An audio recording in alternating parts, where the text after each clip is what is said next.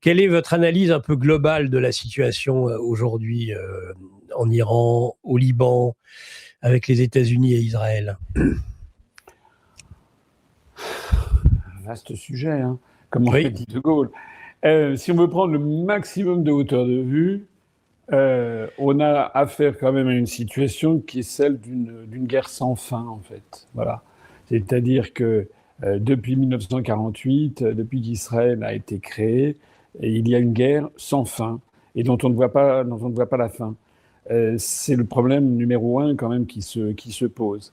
Deuxièmement, sur ces questions, sur les événements qu'on vit depuis maintenant un certain nombre de mois, on a quand même le sentiment que les États-Unis d'Amérique ne sont, contrairement au thème électoral qui avait été celui de Donald Trump pendant sa campagne, c'est-à-dire Make America Great Again, c'est-à-dire l'idée que c'était l'Amérique allait être redirigée de nouveau par les Américains et ne pas dépendre d'interventions extérieures. C'était d'abord un président qui allait mettre un terme à tous les conflits. C'est quand même là-dessus qu'il s'était fait élire, mettre un terme au conflit avec la Russie sur l'Ukraine, essayer de régler tous les conflits qui pouvaient apparaître, ce qu'il a fait d'ailleurs pendant les 9 premiers mois de son mandat. Rappelons-nous, c'était l'époque où il voulait absolument briguer le prix Nobel de la paix. D'ailleurs, celle qui a obtenu le prix Nobel de la paix lui a offert symboliquement ultérieurement. Donc, il apparaissait comme celui qui réglait les conflits. Il avait voulu régler le conflit avec la Russie. Il a plus ou moins réglé le début de conflit entre le Cambodge et la Thaïlande. Il s'était un petit peu mêlé de ce qui se passait dans l'Afrique des Grands Lacs, etc. Donc, il donnait l'impression, lorsqu'il y avait eu l'affaire de la guerre des 12 jours où Israël avait attaqué l'Iran, il était intervenu et puis il avait donné quand même l'impression de calmer le jeu. Et puis, ça, c'était Trump première version de son deuxième mandat. Et puis, depuis le début de 2026, on a l'impression que c'est plus tout à fait le même personnage. On a l'impression qu'il a endossé un nouveau personnage qui ne correspond pas du tout aux promesses qu'il avait faites. De telle sorte, d'ailleurs, qu'il y a toute une partie de son électorat qui l'a laissé tomber, notamment des personnes qui comptent dans le paysage médiatique, politique américain. Je pense à Candace Owens, je pense à Tucker Carlson, je pense à Marjorie Taylor Greene, qui était une responsable républicaine. Donc toute une série de ses soutiens, de ses plus fermes soutiens, eh bien en fait non seulement l'ont laissé tomber, mais le critiquent virulemment et même demandent maintenant qu'il soit destitué. Et pourquoi ? Parce que depuis le début 2026, il a pris la position exactement inverse à celle qu'il avait eue pendant les 9 premiers mois, 11 premiers mois, c'est-à-dire celle de ce qu'on a aux États-Unis, en américain, on appelle warmonger, c'est-à-dire une espèce de fauteur de troubles, de quelqu'un qui recherche la guerre à tout prix. Alors, déjà, pourquoi y a-t-il eu cette mutation du personnage ? Est-ce qu'il cachait son jeu ? C'est une hypothèse. Une deuxième hypothèse qui rallie quand même beaucoup plus de suffrages, c'est que il est tombé sous la coupe de Netanyahou, qui a fait quand même 5 ou 6 voyages au cours de l'année 2025. Et Netanyahou aurait sur lui des moyens de chantage, notamment, évidemment, tout le monde pense au dossier Epstein. Vous savez qu'aux États-Unis, un certain nombre de contempteurs, de critiques de ces actions appellent la guerre actuellement en Iran la Epstein War, c'est-à-dire la guerre d'Epstein, c'est-à-dire avoir eu recours à un événement international de toute première magnitude pour essayer de passer sous le tapis l'affaire Epstein. Ça, c'est une deuxième explication. Il y a une troisième explication qui est l'explication d'une autre rationalité, c'est-à-dire que ça s'inscrirait dans un conflit beaucoup plus global entre les États-Unis et la Chine, notamment sur la prééminence du dollar, et de tout faire, Trump essaierait de tout faire pour couper l'approvisionnement énergétique de la Chine, pour essayer de mettre la main sur les réserves d'hydrocarbures de l'Iran, pour essayer de mettre la main sur le détroit d'Ormuz, pour empêcher le basculement progressif de la facturation du pétrole en yuan chinois, par exemple. C'est une troisième explication. Il y a une quatrième explication qui concerne la personne de Donald Trump lui-même, dont quand même un certain nombre de voix plus ou moins autorisées considèrent qu'il présente des troubles cognitifs de plus en plus importants. On l'a vu à de nombreux égards. Il est désinhibé, comme on le dit. Il fait des discours parfois incohérents. D'ailleurs, dans la même journée, il peut dire une chose et son contraire. Même Macron, qui pourtant n'est pas un modèle de cohérence et qui lui aime bien faire le en même temps, c'est comme ça qu'il s'était fait connaître quasiment, même Macron a dit qu'on ne pouvait plus avoir confiance dans quelqu'un qui disait le lendemain le contraire exact de ce qu'il avait dit la veille. Mais parfois, c'est dans le même discours, la même journée. Donc il y a des problèmes de cohérence, il y a des problèmes de désinhibition, c'est-à-dire qu'il tient des propos, honnêtement, qui sont des propos assez vulgaires, parfois même extrêmement grossiers, voire pornographiques. Quand il dit que les dirigeants européens, lorsqu'il a monté les droits de douane, et que les dirigeants européens étaient obligés de lui lécher le cul, excusez-moi l'expression, to kiss my ass, ça veut bien dire lécher le cul et non pas lécher les bottes comme les traductions édulcorées ont voulu le faire croire dans les médias français. Les Européens étant ce qu'ils sont, ils n'ont pas beaucoup réagi. Mais lorsqu'il a employé la même expression pour Mohamed Ben Salman, qui est le prince héritier d'Arabie Saoudite, là, c'est à mon avis extrêmement fâcheux parce que on a affaire, c'est pas la même civilisation. Donc, je pense que Mohamed Ben Salman, qui sera prochainement, lorsque son père, le roi Salman, passera de vie à trépas, il deviendra le roi d'Arabie Saoudite. Il sera donc officiellement la titulature officielle. Il sera le gardien des 2 saintes mosquées de l'islam. Dire que le gardien des 2 saintes mosquées de l'islam est obligé de lui lécher le cul, c'est délirant. C'est délirant parce que ça n'a que des inconvénients. Ou alors le seul truc, c'est de faire plaisir peut-être alors à la frange la plus bas de gamme de son électorat, mais ça n'a que des inconvénients. C'est-à-dire qu'il se met à dos à quelqu'un qui est quand même un allié potentiel. Et puis l'Arabie Saoudite, c'est quand même le premier détenteur d'hydrocarbures au monde. Et puis c'est un acteur régional de toute première importance. Et puis c'est le lieu où se trouvent les principaux lieux saints de l'islam, la Mecque et Médine. Donc ça, c'est complètement délirant. Lorsque récemment encore, là, il a de nouveau attaqué Macron en disant qu'il est maltraité par sa femme, il a du mal à se remettre de la droite qu'elle lui a filée. Entre nous, dans un bistrot, c'est rigolo. Mais c'est d'un humour quand même assez grinçant, mais c'est pas des propos de chef d'État. Faut pas exagérer, c'est n'importe quoi. Donc on a l'impression qu'il y a une désinhibition qui va de pair avec une certaine incohérence, avec peut-être des troubles de mémoire. Donc tout ça, c'est un tableau clinique que certains neurologues rapprochent d'un début de maladie d'Alzheimer ou une DFT, une dégénérescence frontotemporelle. Alors, je ne suis pas un médecin spécialiste, mais j'ai examiné ça de près parce que le débat s'est beaucoup développé aux États-Unis. On n'en parle quasiment pas en France, mais aux États-Unis, le débat a lieu. Et certains ont rattaché ça au fait que les grands médias mondiaux ont remarqué que pratiquement au début de chaque mois, il disparaît pendant un jour ou deux. Il semble qu'il aille dans l'hôpital militaire de Washington, où avaient d'ailleurs été déjà traités les présidents antérieurs, notamment Ronald Reagan, lorsqu'il avait fait l'objet d'une tentative d'assassinat en 1981. Donc il s'y rendrait, paraît-il, en début de chaque mois, et c'est de là qu'il reviendrait avec, vous savez, des ecchymoses bleues sur les mains, sur lesquelles il y a eu un focus des médias mondiaux. Certains y voient la preuve qu'il subirait des injections, et donc certains disent que ce seront des injections. Alors il y a 1 ou 2 ou 3 produits très récents qui ont été mis sur le marché depuis moins de 2 ans pour lutter contre les dépôts de bêta-amyloïdes, c'est-à-dire ces dépôts de plaques qui sont les débuts, les prémices d'une maladie d'Alzheimer.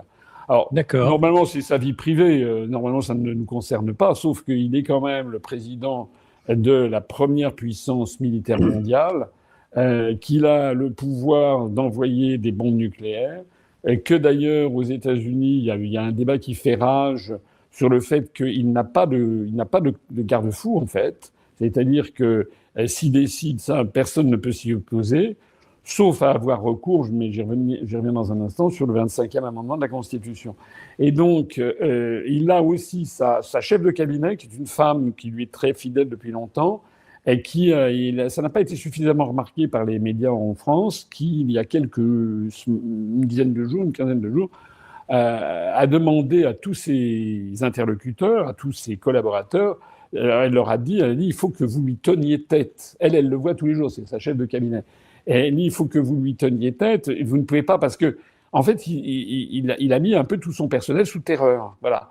Donc les gens sont tellement terrorisés dans son bureau qu'il y en a qui prennent la poudre d'escampette parce que ils estiment qu'à 50 ans, 55 ans, 60 ans, ils n'ont pas envie d'obéir comme des gamins, surtout à quelqu'un qui est aussi fantasque. Mais il y en a d'autres qui sont tétanisés et qui lui obéissent. Il semble qu'il ait de plus en plus d'aversion aux gens qui lui tiennent tête et aux gens qui lui disent qu'il se trompe. Alors ça, c'est dramatique, parce que le propre d'un grand homme d'État, me semble-t-il, c'est effectivement d'avoir une vision lucide de la situation. Et d'écouter. Mais d'écouter, de s'entourer de gens qu'il a sélectionnés parce qu'il a confiance dans leur jugement et il écoute ce qu'il leur dit pour éviter de se tromper. Parce que nul n'a la science infuse et il peut arriver à tout le monde de se tromper, d'avoir une réaction parfois un peu rapide, un peu épidermique, un mouvement de colère. Donc il faut absolument... Voilà. Alors là, c'est la quatrième explication, c'est que Trump, pour toutes les raisons peut-être que je viens d'évoquer à la fois d'ailleurs, les uns ne sont pas exclusifs des autres, on a l'impression qu'il s'est quand même lancé dans cette opération en Iran contre les mises en garde d'un certain nombre de militaires. Vous savez que depuis qu'il a pris ses fonctions, je crois qu'il a fait débarrasser le plancher à plus de 20 généraux. Et là, très récemment, au cours des derniers jours, alors même qu'il était question, qu'il évoquait l'hypothèse d'une invasion terrestre, ce qui eût été une folie pure. C'est complètement... quand on voit les grandes difficultés que les Américains ont eues en envoyant des troupes terrestres en Afghanistan ou en Irak, mais l'Iran, c'est 10 fois ça, donc c'était une folie furieuse. Et donc, mais au moment où on parlait de ça, eh bien, vous l'avez vu, il a viré, enfin c'est Peter Hegseth, son secrétaire à la Défense, qui à mon avis est un type complètement caractériel, soit dit en passant, et qui était quand même un présentateur de télé. Hein. Bon, c'est quand même pas un grand stratège. Il a donc viré le général, le chef de l'état-major de l'armée de terre, qui est un type blanchi sous le harnais, qui était le type qui lui tenir tête, le général George, je crois. Il a viré le général chargé de la transformation, c'est-à-dire de la modernisation et de la formation, de l'entraînement des troupes terrestres. Et il a viré le général qui est l'aumônier en chef des armées de terre américaines, ce qui pour nous peut faire un peu hausser le sourcil parce qu'on a un peu perdu de vue ce que peut être un pays qui n'est pas laïque. Hein. Nous, il faut remonter à Napoléon III, en fait, lorsqu'il y avait un peu le mariage du sabre et du goupillon, hein, où il y avait l'idée que c'était Dieu qui c'était même sur certaines pièces en or sous Napoléon III, Dieu protège la France. Hein. Et donc il y avait des armées on bénissait les armées, donc ça, mais c'était Napoléon III. Maintenant, il y a des aumôniers dans l'armée, hein, je ne dis pas le contraire, mais ils n'ont pas la place qu'avait ce général qui était là pour entretenir le moral des troupes. Bon. Alors, il vire tout ce petit monde en même temps. Ça fait suite d'ailleurs au fait qu'il a viré la ministre de la Justice dans le même mouvement. On sait que le directeur du FBI est sur la sellette. Enfin, ça fait quand même beaucoup. Dans une période extrêmement troublée et en pleine guerre, on a quand même l'impression de quelqu'un qui a des foucades. Voilà. Alors tout ça pour dire quoi ? Tout ça pour dire qu'on est devant une situation qui est extrêmement évolutive, et vous avez 1000 fois raison, j'ai bien apprécié ce que vous avez dit au début, parce qu'on peut même plus faire de... j'ai fait un direct hier soir sur UPR TV, qui est très suivi. Moi, j'en étais resté au fait qu'il y avait quand même le détroit d'Ormuz avait été débloqué pour 15 Réouvert, oui. jours. Et puis là, je me réveille ce matin, j'apprends que le détroit d'Ormuz a de nouveau été fermé par l'Iran en rétorsion aux bombardements insensés, en fait, qui ont été faits par Israël sur Sur le le pauvre Liban, où on compte maintenant, je crois, plus de 200 morts, des morts civiles qui ont été faits, y compris avec des frappes ciblant le cœur de Beyrouth, y compris dans la plaine de la Bekaa, c'est-à-dire, c'est magnifique, je ne sais pas si vous êtes déjà allé, c'est la plaine qui est à l'est du Liban, qui est frontalière avec la Syrie, c'est là qu'on trouve le site prodigieux, le site antique de Baalbek.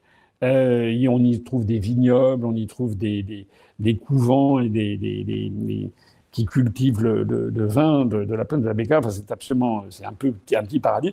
Bon, bref, Israël est allé bombarder ça au risque évident d'empêcher le processus de paix. Donc Netanyahou l'a fait délibérément. Il a fait délibérément ça pour faire déraper le processus de paix. Donc l'Iran a dit que le Liban devait faire partie du cessez-le-feu. Netanyahou a dit que ça n'en faisait pas partie.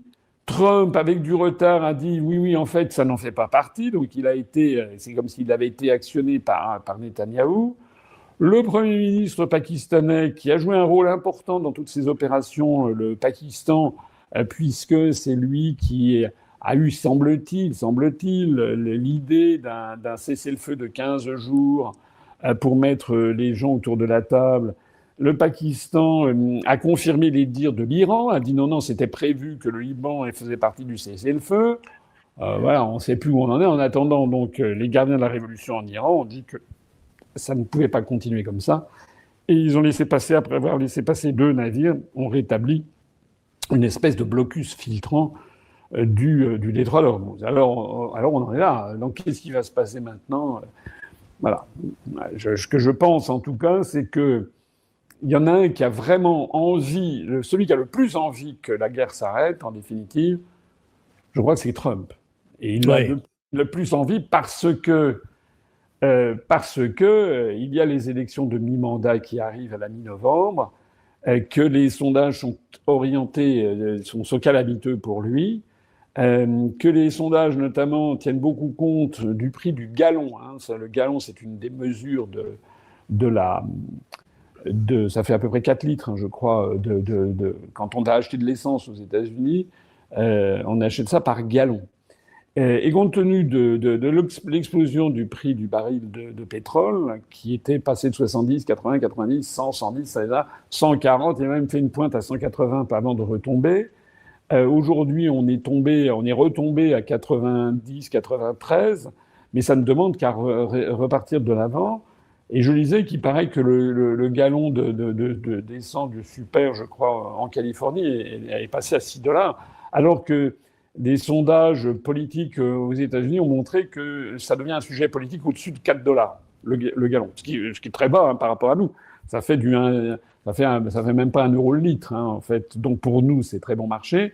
Mais pour les États-Unis, pour les Américains qui ont une culture de la consommation à outrance de l'énergie, de gaspillage, c'est quand même le pays des belles américaines.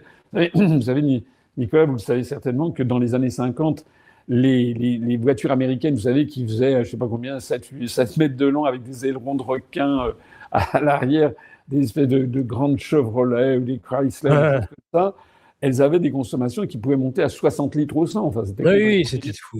Bon, maintenant, ils sont venus à quelque chose de plus modeste. Mais il y a cette culture quand même aux États-Unis, la culture de l'air conditionné partout. Il est vrai qu'il y a des zones très arides, tout ce qui est Arizona, Nouveau-Mexique, etc. Mais enfin, ils ont l'habitude de consommer très largement de l'électricité, du gaz, du pétrole, etc., etc. Et donc, c'est un sujet politique. Et là, c'est vraiment l'électorat de base qui voit son niveau de vie s'effondrer. Donc, Trump a des raisons de se faire du souci pour les élections de mi-mandat.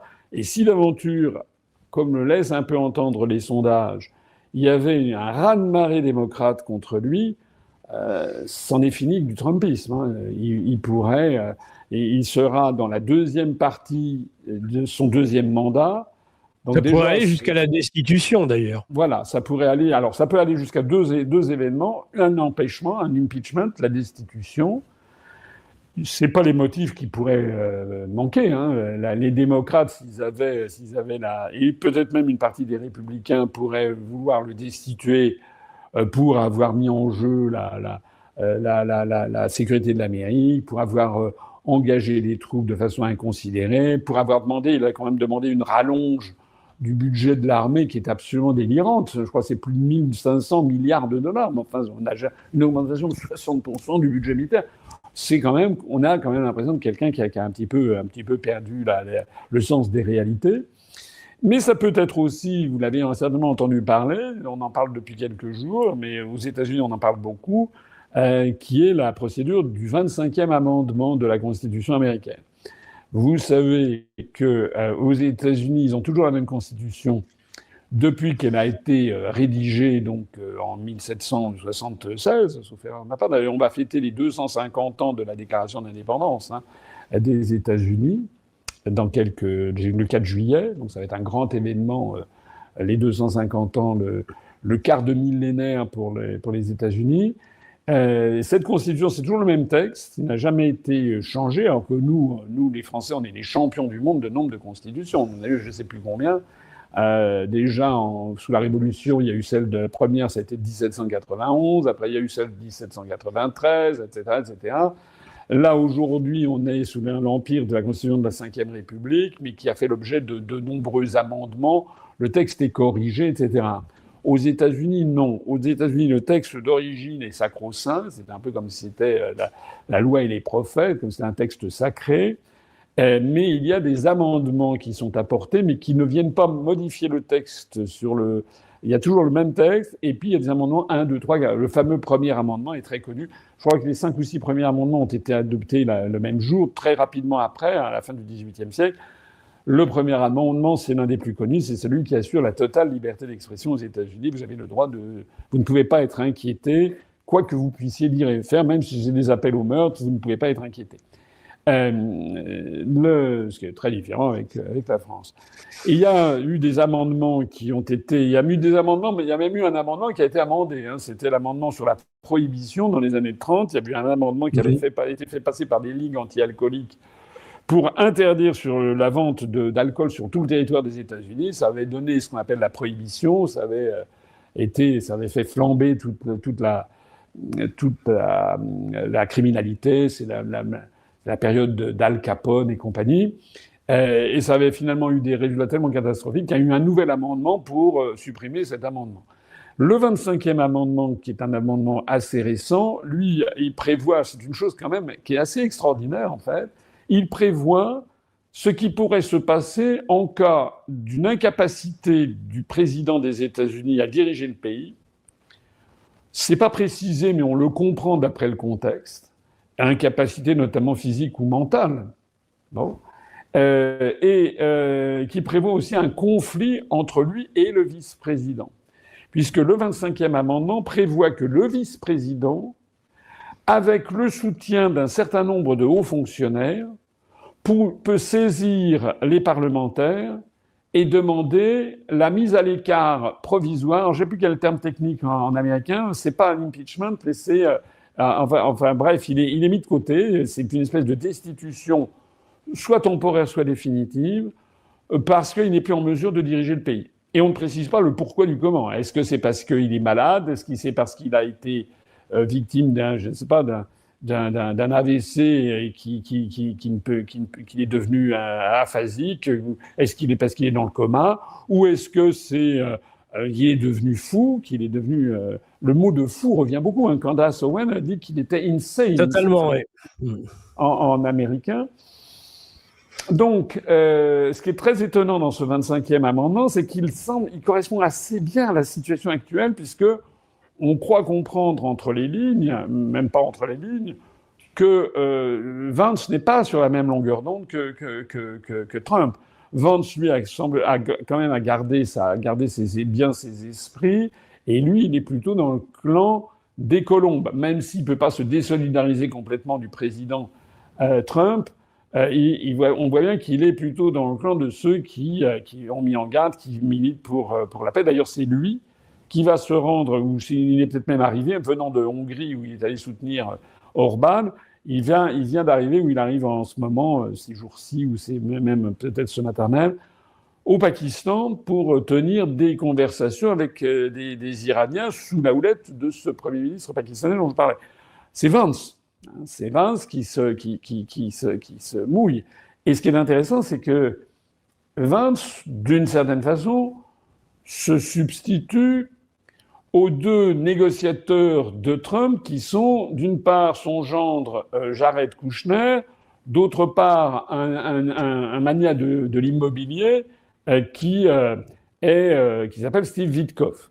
Jared Kushner étant le fils d'un ami de Trump de longue date, Charles Kushner, qui est actuellement ambassadeur des États-Unis en France, où il a montré d'ailleurs à quel point il n'en avait strictement rien à faire des usages diplomatiques.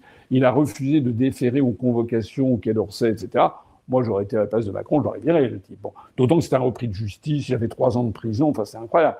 Mais que ce soit Charles Kushner ou Jared Kushner, le gendre de Trump, qui s'est marié donc avec sa fille, mais c'est un juif très orthodoxe, Jared Kushner. La fille de Trump s'est convertie au judaïsme à la demande de la famille Kushner, et Steve Witkoff est également un juif. Donc les deux négociateurs de Trump sont des juifs, mais pas seulement, ce sont des juifs qui sont tout à fait dans la ligne de Netanyahou, du Likoud et de l'extrême droite israélienne. Ça pourrait être il y a aux États-Unis notamment, il y a des juifs antisionistes, il y a des juifs de gauche, enfin, c'est comme un peu partout. Non, pas du tout. Il a pris comme négociateurs des personnes dont on se demande s'ils sont les négociateurs de Trump auprès de Netanyahou ou plutôt des influenceurs de Netanyahou auprès de Trump. On a l'impression qu'ils sont, et ça n'est pas anodin, que Vance, qui lui est un catholique proclamé, qui s'est converti, vous le savez, et qui est très en pointe sur les questions religieuses, ce n'est pas totalement innocent que Vance se soit mêlé de la partie et dit c'est moi qui vais négocier. Parce que un peu comme si Vance et un certain nombre de personnes dans l'appareil d'État américain se méfiaient du rôle exact que jouent Jared Kushner et Steve Witkoff, que ce soit d'ailleurs sur l'Iran ou que ce soit aussi sur l'affaire ukrainienne. Donc, j'en reviens à mon 25e amendement. Le 25e amendement, ça veut dire que si vraiment la santé de Trump continuait il y a quand même beaucoup de témoignages qui disent que ça se dégrade. Si ça continue à se dégrader, il ne faut pas exclure. Il y a des gens qui le demandent ouvertement. Je me demande même si Kamala Harris, celle qui a été battue à la présidentielle de 2024, je me demande même si elle ne l'a pas dit elle-même, d'avoir recours à ce 25e amendement. Il faudrait donc que Vance saisisse les parlementaires et demande la destitution, fût-elle temporaire, de Trump. Et pour ça, il faudrait qu'il le fasse avec un certain nombre de hauts fonctionnaires. Mais les hauts fonctionnaires, il les a déjà. Parce que toutes les personnes qui ont été virées, que ce soit la procureure Pat Bondi, que ce soit le général Georges, le chef d'état-major de l'armée de terre, que ce soit O'Day, qui est le général qui s'occupait de l'entraînement des troupes, que ce soit le général qui s'occupe de comment dirais-je, de la foi des militaires, entraîner leur foi dans la victoire, etc., l'aumônier en chef. Vance a les moyens de faire ça. Et ce qui est étonnant dans ce 25e amendement, quand vous le lisez à la loupe, il est très bon. Il prévoit que le président des États-Unis refuse de se plier à cette mise à l'écart. C'est incroyable. Donc en fait, en dernier recours, il peut contester, et puis en fait, c'est les parlementaires. C'est assez bizarre.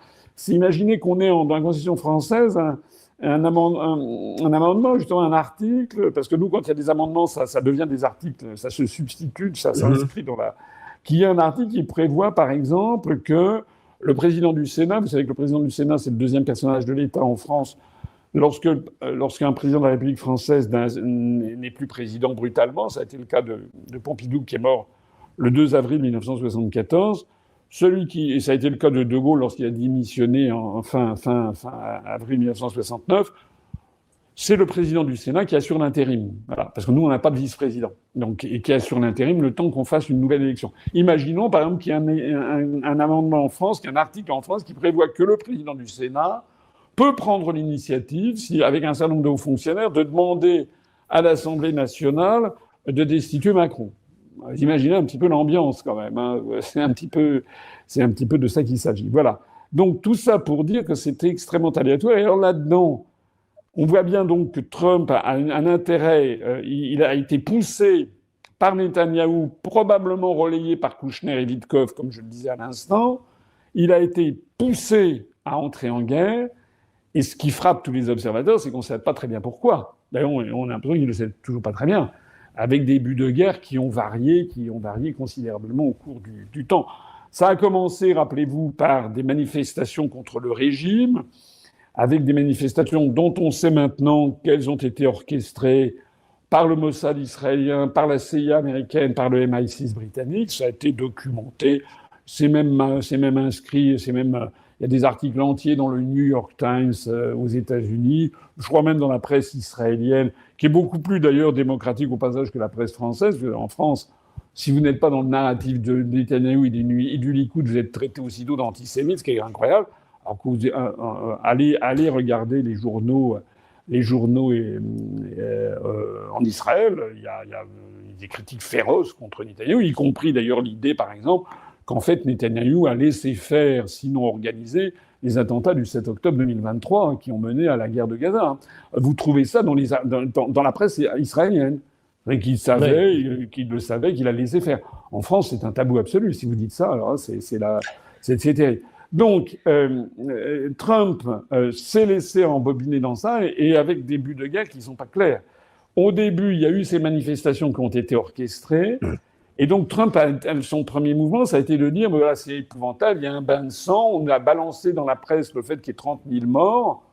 Il n'y a jamais eu 30 000 morts. Il y a eu une répression féroce. Il y a eu certainement plusieurs centaines de morts, ce qui est féroce comme répression. Mais quelques centaines de morts, c'est pas 30 000 morts. 30 000 morts, c'est absolument inimaginable. Il y aurait eu des morts, on l'aurait vu, il y aurait eu des photos, il y aurait eu des témoignages considérables. Il y a eu des morts, mais dont les observateurs les plus sérieux chiffrent ça à quelques centaines, ce qui n'est pas, je n'absous rien, je ne dis pas, mais c'est pas 30 000. Et c'est sur la foi de ça que Trump est intervenu sur le thème qu'il fallait sauver le peuple iranien et promouvoir Reza Shah Pahlavi, qui était... Enfin, Trump a toujours été très, très distant sur l'affaire Reza. Reza Pahlavi, c'était plutôt Netanyahou. Parce que le fils aîné de l'ancien Shah d'Iran, de Mohamed Reza Shah Pahlavi, qui est mort en 1980, je crois, en exil, le fils aîné et l'ancienne impératrice Farah est toujours en vie. Elle doit avoir pas loin de 90 ans. Mais son fils aîné, qui a 64, 65 ans, quelque chose comme ça, qui est le prétendant au trône, a été poussé par Netanyahou. Et on a vu, il est allé d'ailleurs à Jérusalem, il s'est prosterné devant le mur des lamentations, ce qui, de la part d'un chiite du haut des 6 mains, faire allégeance comme ça à Israël n'est pas forcément très très bien vu par une grande partie de la population, mais enfin bref. Et ça a été poussé, c'était pour lui qu'il a, rappelez-vous, à cette époque, on a eu, nous en France, la presse qui toujours est aux ors, a commencé à faire, il y a eu des couvertures entières sur Reza Pahlavi. Moi, j'ai tout de suite dit que ça n'aurait pas lieu. Et il faut reconnaître que Trump n'a pas vraiment soutenu, en fait, n'a pas dit, c'est de la même façon qu'avec au Venezuela, il n'avait pas voulu mettre la prix Nobel de la paix du Venezuela, il avait compris quand même qu'elle ne représentait rien et que Reza Pahlavi, il représentait peut-être 15% de la population iranienne, ce qui n'est pas rien, mais ce qui est quand même... Et il avait compris aussi, Trump, qu'il y avait quand même une trentaine de pourcents des Iraniens qui soutenaient le régime. Mais il s'est donc laissé aller là-dedans sur le thème qu'il allait sauver le peuple iranien. Et bien en fait, c'est pas du tout ce qui s'est passé, puisque sur des conseils mal avisés, alors soit de la CIA, soit du Mossad, soit je ne sais pas qui... Vous le savez, on en a parlé ici. La première chose qu'il a fait, c'est de faire assassiner tout le haut, enfin le cercle dirigeant iranien, notamment et particulièrement les religieux. Voilà. Et y compris des gens comme Ali Larijani, qui était quelqu'un d'extrêmement brillant intellectuellement, qui était quand même plutôt une force modératrice, même si ça n'était pas un religieux. Donc il a fait tuer Ali Khamenei, le guide suprême. Ça n'a pas été suffisamment souligné. Enfin, moi, j'ai dit que c'était une catastrophe d'avoir fait ça, parce que loin de faire s'effondrer le régime, il allait au contraire solidifier le régime avec un effet de masse des Iraniens autour du régime. C'est exactement ce qui s'est produit. Mais ce qui n'a pas été suffisamment souligné, c'est que, je revoyais ça récemment, la famille Khamenei, elle est censée, c'est une grande famille iranienne, de religieux iraniens, elle est censée descendre, en fait, du troisième imam du chiisme duodécimain, c'est-à-dire rien moins que le descendant du prophète lui-même. Tout à fait. C'est-à-dire qu'il faut comprendre que la famille Khamenei, elle est apparentée. Alors, que ce soit vrai ou faux, ça nous regarde pas. Enfin, en tout cas, c'est cru, voilà. Elle est apparentée au prophète. Un peu comme la monarchie marocaine, qui est censée aussi être apparentée au prophète. Donc ça, c'est très très important à comprendre. C'est que lorsque les Américains et les Israéliens ont tué le guide suprême, Ali Khamenei, finalement, c'est pas tellement étonnant que ce soit son fils qui ait été choisi, puisque il y a une idée il y a une tradition, comment dirais-je, dynastique en Iran, que ce soit des religieux, que ce soit des civils, c'est le pays des Shahinshahs, c'est-à-dire des rois, le Shah d'Iran. Ça a toujours été comme ça depuis la plus haute antiquité. Xerxès, c'était celui qui s'était battu contre les Grecs, qui avait été battu par Thémistocle à la bataille de Salamine. Je ne sais pas si vous vous rappelez ce qu'on apprenait quand on était au lycée, quand on était en 6e ou 5e, à mon époque. Xerxès Ier, c'était le fils de Darius. C'était des traditions monarchiques. Et donc là, c'est pareil. Mais il faut donc bien voir qu'en tuant Ali Khamenei, les Américains ont tué un descendant du prophète, et qui était le guide suprême, et l'ont transformé en martyr. Ça, j'avais déjà eu l'occasion, je crois, d'expliquer à quel point le martyr, c'est important aux États-Unis. Et à partir de ce moment-là, on est parti dans tout à fait autre chose. On a parlé de l'interdiction faite à l'Iran de se doter de l'arme nucléaire, mais Ali Khamenei, justement, avait pris un décret religieux, une fatwa, pour condamner la fabrication de l'arme nucléaire. Donc, même si à la fin du XXe siècle, l'Iran avait été tenté de se doter d'une arme nucléaire, il semble bien, il y a eu des rapports en 2007 de la CIA, il y a eu des rapports de l'AIEA, de l'Agence internationale pour l'énergie atomique, qui sont allés voir. Il semble bien que depuis ce décret de Ali Khamenei, qui considérait que l'armement nucléaire n'était pas convenable, on n'y touchait pas. Il semble bien donc que l'Iran ne cherchait pas d'armes nucléaires, à se doter de l'arme nucléaire, mais en revanche, pendant ce temps-là, ça a été un peu un leurre, d'ailleurs, j'ai l'impression, c'est que pendant que l'Occident parlait de ça, ce qu'a fait l'Iran, c'est construire des véritables cités souterraines, et puis pas à 50 mètres sous terre, à 500 mètres sous terre, je ne sais pas si vous vous rendez compte, 500 mètres, c'est presque 2 fois la hauteur de la Tour Eiffel, sous terre, sous des épaisseurs colossales de granit, etc. Et là, ils ont fait des véritables, on se croit un peu dans James Bond, des véritables cités avec des espèces de mini chemins de fer qui permettent de faire circuler des armements. C'est là où il y a des fabrications de missiles, de drones, etc. Ils se sont dotés de toute une espèce d'architecture souterraine d'armes et de cités qui seraient invulnérables aux attaques extérieures. Et ils ont mis le paquet sur les drones et sur les missiles, notamment des missiles hyper véloces, des missiles faisant Mach 5. Hypersoniques. Hypersoniques. Donc, en fait, ils ont prévu une autre stratégie. Voilà. Et on a donc l'impression que Trump et les Israéliens sont un peu tombés dans le panneau. On a l'impression qu'ils ont découvert qu'ils pensaient que ça allait être une promenade de santé de 48 heures. Ils ont découvert, en fait, ils ont découvert quoi? Ils ont découvert un appareil très résilient. Ils ont découvert une société iranienne qui est très, très patriotique, qui est très fière de sa civilisation que Trump a voulu éradiquer avant-hier, qui a 2500 ans d'âge. Ils ont découvert, en fait, aussi, c'est que Non seulement les Iraniens se sont dotés d'un appareil de fabrication d'armements, de missiles, de drones de tout à fait dernier cri, non seulement ils se sont dotés de bases souterraines quasiment invulnérables, mais de surcroît, ils se sont aussi dotés d'une doctrine d'emploi militaire qui n'a pas été explicitée, mais dont on a vu les conséquences. C'est-à-dire qu'il est probable, ce qu'avaient dans la tête les Américains et les Israéliens, ils se sont dit, on tue les 40 principaux dirigeants, 2, le régime s'effondre, 3, ils vont envoyer quelques missiles comme ça, on va les dégommer, le dôme de fer va faire son effet, et puis la population iranienne va se révolter et ça va tomber comme un fruit mûr. Je crois que c'était le scénario à l'hollywoodienne qui avait été prévu. C'est pas du tout ce qui s'est passé. En tuant les 40 dirigeants, dont Ali Khamenei, ils ont au contraire donné la palme du martyre aux dirigeants de la République islamique.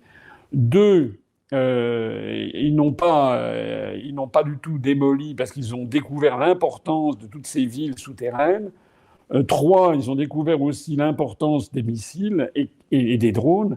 Et puis 4, ils ont découvert aussi que les Iraniens avaient bâti une stratégie subtile qui consistait d'abord très phasée, séquencée, avec phase 1, aveugler les systèmes de radars américano-israéliens. Donc, il y avait des radars, les 4 principaux radars, dont l'un valait plus d'$1 milliard qui permettaient de voir. Tout à fait. Voilà. Ça a été détruit. Ciblé d'une façon extraordinaire, donc avec très probablement l'aide soit de la Russie, soit de la Chine. Soit de la Chine. Voilà. Donc, premièrement, ils ont été donc un peu aveuglés. Ça, c'est premièrement. Deuxièmement, les Iraniens sont allés bombarder les installations américaines dans les pétromonarchies, au Koweït, au Bahreïn, en allant de ouest en est, Koweït, Bahreïn, le Qatar, même l'Arabie Saoudite et puis les Émirats, notamment Abu Dhabi, pour s'attaquer aux intérêts américains. Et là, c'est entré comme dans du beurre. Les Américains ont été obligés de déguerpir, en définitive. Ensuite, ils ont fait ce qui était jugé. Ils ont commencé à faire le blocus du détroit d'Ormuz. Et enfin, ils ont envoyé des drones et des drones et des drones sur notamment Israël. Et les Israéliens ou les Américains ont fait fonctionner le dôme de fer et ont utilisé des missiles intercepteurs. Chaque missile valant $2 millions contre un drone qui valait $20 000. Et donc, en fait, les Américains s'étant largement démunis de ces missiles, notamment en Ukraine, on s'est aperçu qu'en fait, les Israéliens sont dans la même situation. Ils sont un peu à court de missiles intercepteurs, ça leur coûte les yeux de la tête. Et les Iraniens ont attendu ça pour ensuite passer à la nouvelle phase, c'est-à-dire après des drones qui ont servi un peu d'appât pour vider de substance les missiles, l'arsenal de missiles intercepteurs dont disposaient les Américains et les Israéliens. Les Iraniens ont envoyé des missiles qui sont entrés avec des taux de réussite qui pouvaient atteindre il y avait plus que 30% des missiles qui étaient interceptés à la fin.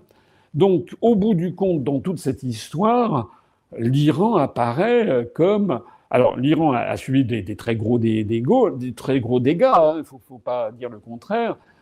Peter Hegseth, le secrétaire à la Défense, s'est félicité, pas plus tard qu'hier, de ce que c'était une grande victoire américaine avec un grand V. Il a dit...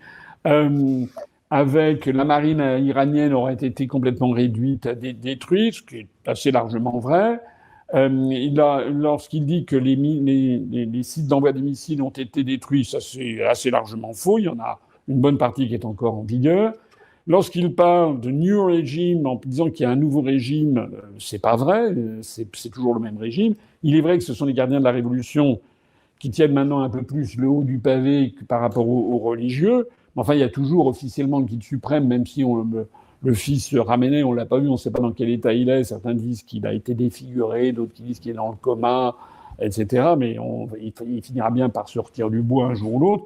Et s'il est mort, les Iraniens choisiront un nouveau guide suprême religieux. Enfin, le régime de la République islamique n'a absolument pas été changé. Contrairement, c'est la version officielle du narratif américain d'aujourd'hui. C'est de la folie. Ils disent des choses qui sont totalement fausses.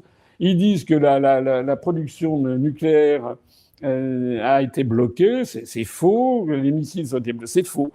Donc en réalité, même si l'Iran a subi quand même de lourds dégâts, avec quand même au moins 2000 morts, etc., ce qui prouve d'ailleurs à quel point le chiffre de 30 000 morts de répression est faux, puisque même après 5 semaines de combats et de bombardements, les Iraniens, je crois, ont annoncé un bilan de l'ordre de 1800 morts.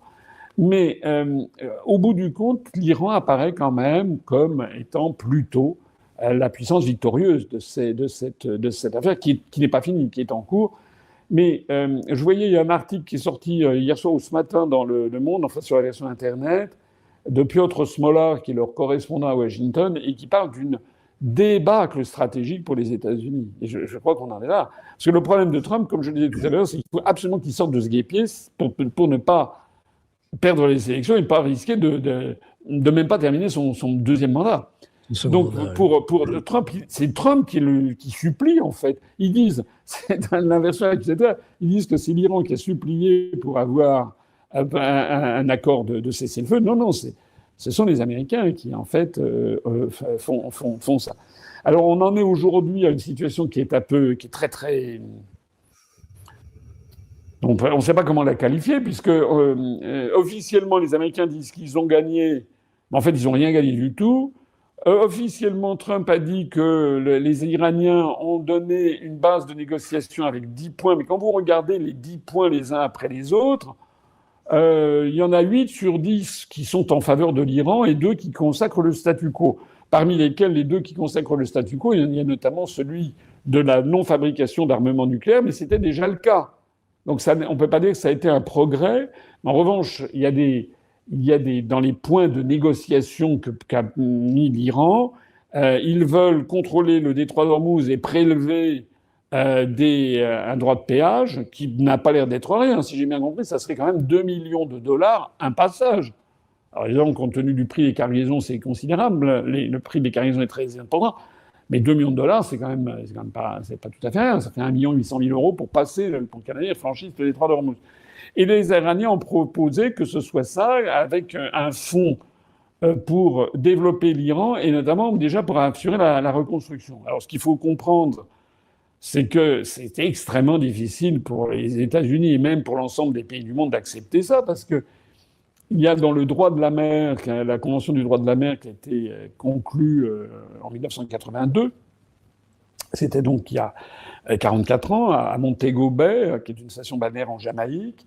Le droit de la mer prévoit, donc depuis 1982, à la fois, vous savez, les eaux territoriales, le plateau continental, la zone économique exclusive. Donc ça, ce sont des concepts qui sont bien répartis, mais il prévoit aussi le régime archipélagique, prévoit aussi le libre passage dans les détroits.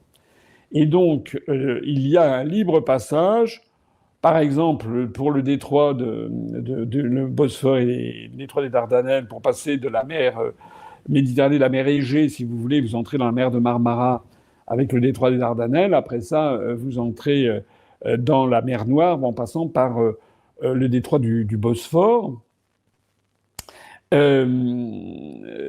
Normalement, c'est de libre passage. Le détroit de Taïwan, entre la Chine et Taïwan, c'est de libre passage. D'ailleurs, les Américains, même la France, envoient régulièrement des navires pour passer parce que on considère, le droit international prévoit que toutes les nations maritimes peuvent emprunter Et c'est pareil pour le détroit d'Ormuz ou pour un détroit dont on parle peu, mais qui pourrait devenir assez vite sur le devant de l'actualité, qui est celui de la porte des pleurs, Bab el-Mandeb, ça veut dire la porte des pleurs, et qui est celui qui verrouille la mer Rouge. Et on a le golfe Persique au nord, la mer Rouge est au sud, donc qui est entre le Yémen d'un côté et puis l'Éthiopie et Djibouti de l'autre. Et ce détroit-là de Bab el-Mandeb pourrait également être fermé, notamment par les Houthis, puisque je rappelle que des chiites du Haut-Décimain, il n'y en a pas qu'en Iran. Il y a la moitié de l'Irak qui sont des chiites également. Il y a l'Azerbaïdjan avec des chiites. Et puis il y a un tiers des Libanais, le Hezbollah dont on parle ces jours-ci, enfin dont on parle très souvent, qui sont en fait des relais de la puissance iranienne, et les Houthis, qui sont une secte que l'on trouve au Yémen et qui sont des chiites et qui donc sont les alliés de l'Iran. Et qui d'ailleurs ont menacé d'intervenir et de bloquer le détroit de Bab el-Mandeb, notamment s'il y avait une attaque terrestre contre l'Iran. Et donc, voilà une demande qui a été faite par l'Iran, c'est donc de donner que l'Iran s'attribue le contrôle du détroit d'Ormuz, par lequel transitent 20% des hydrocarbures mondiaux, et prennent un péage. Voilà. Est-ce que c'est acceptable non seulement par les États-Unis, mais ça concerne aussi toutes les pétromonarchies, ça concerne l'Arabie saoudite, parce que les grands champs de pétrole en Arabie saoudite, les sites religieux sont à l'ouest, Médine et la Mecque, les sites pétrolifères sont à l'est. C'est du côté donc du Golfe Persique. Voilà. Donc, est-ce que c'est acceptable pour l'Europe? J'en sais rien, mais en tout cas, c'est sur la table. De la même façon que sur la table, il y a la notion de mettre fin à toutes les sanctions onusiennes contre l'Iran, enfin, etc. Donc, les Iraniens ont donné tout un panégyrique, pas un panégyrique, excusez-moi, une liste de leurs demandes, 10 demandes, dont 8 représentent un progrès important, voire très important, par rapport à la situation prévalente avant l'attaque du 28 février. Et Trump a dit que c'était une base de négociation intéressante. Alors, on comprend que le Monde titre sur la débâcle stratégique. Voilà. François, on va peut-être aller sur un sujet plus national, mais qui a un rapport avec celui-ci. Auparavant, peut-être, je vais donner droit à une question. On a un auditeur, un internaute qui a... Ça sert à rien, cher auditeur, de répéter 20 fois les mêmes questions. Je rappelle qu'il y a un super chat normalement pour les questions. Alors là, à titre exceptionnel, je vais poser la question à François Asselineau. Mais nul besoin d'occuper le chat par de la même question répétée 25 fois, mais qui est une question sur laquelle, François, vous allez répondre certainement bien volontiers. Cet internaute pose la question à savoir si vous souteniez Xavier Moreau, qui se présente aux élections consulaires pour la Russie et la Biélorussie, là, dans les semaines à venir, et savoir si, vous le souteniez, soit à titre personnel, soit l'UPR, dans ce combat politique. On vous est proche de Xavier Moreau. C'est tout. Alors, je vous avoue, vous me prenez de court parce que je n'y avais pas pensé. On n'en a pas parlé au sein de l'UPR. Donc, je ne vais pas engager l'UPR sur cette question puisqu'on n'en a pas parlé. Xavier Moreau, je le connais, c'est un ami, on peut dire. Donc moi, j'espère qu'il va être élu. Donc je peux dire que personnellement, à titre personnel, je peux pas engager l'UPR, on n'en a pas parlé entre nous au bureau politique. Effectivement, je trouve que ça serait bien qu'il puisse être élu, mais je pense qu'il a quand même de bonnes chances. Parce que il vit en Russie, comme vous le savez, il est marié avec une Russe, et vous savez que beaucoup de Français expatriés en Russie partagent son avis, sont de l'avis, soutiennent Poutine et le régime russe avec plus ou moins des bémols. Je ne dis pas que tous le font, mais la majorité sont comme ça et considèrent que en fait, c'est pas la Russie qui avait attaqué l'Ukraine en premier, que c'est l'Ukraine et l'OTAN qui ont attaqué la Russie en premier. Donc, à mon avis, j'espère pour lui qu'il sera élu.